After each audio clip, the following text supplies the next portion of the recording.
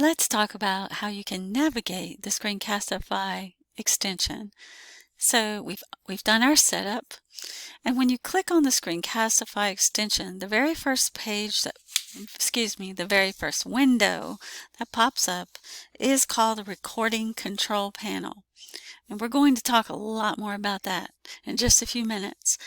But I want to bring your attention to some of the things that you can get to from this panel, because you may not notice them and they're really super important. First of all, if you come to the top frame of the recording control panel, you'll notice you have some icons. And this one on the far left, the three lines, this is the main menu. So if we click on the main menu, notice you've got lots of options here. So you can find your recordings, and there's also another shortcut to that.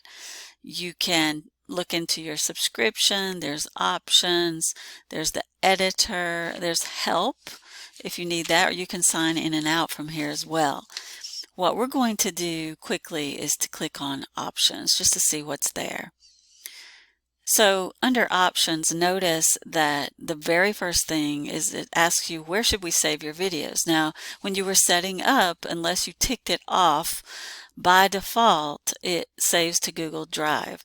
You want to make sure that this is ticked on, because if it's only saving to your local device, if something happened to your computer, then you would lose all of your videos. So super important that this be ticked on. So you can scroll down and see some of the things that are available to you at your leisure. I want to make sure that you know about keyboard shortcuts. This really takes you to your Chrome settings. So I'm just going to click on this briefly.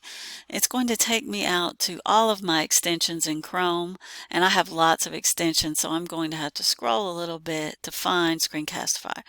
Here it is.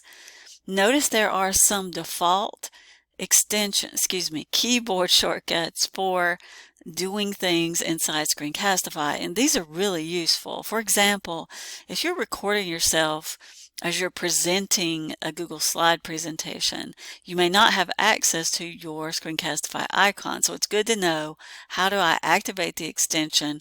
How do I start and stop recording or pause without having to bring up that panel?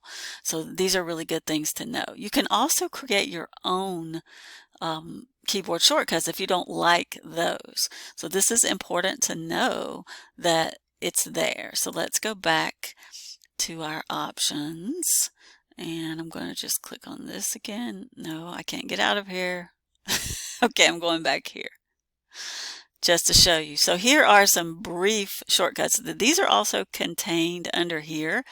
Here's where you click if you want to see all of your recordings. Now I have lots of recordings, so mine will probably look different from yours.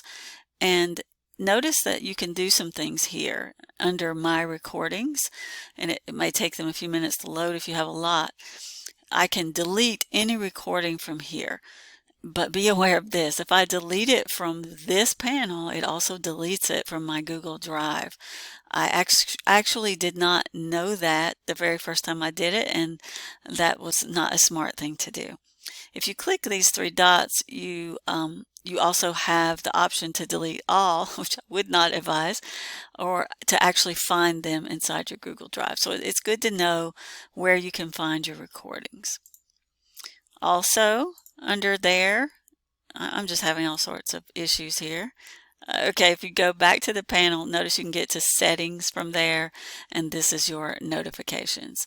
So we just wanted to make you aware of the ways that you can navigate through this extension and optimize it and personalize it for yourself.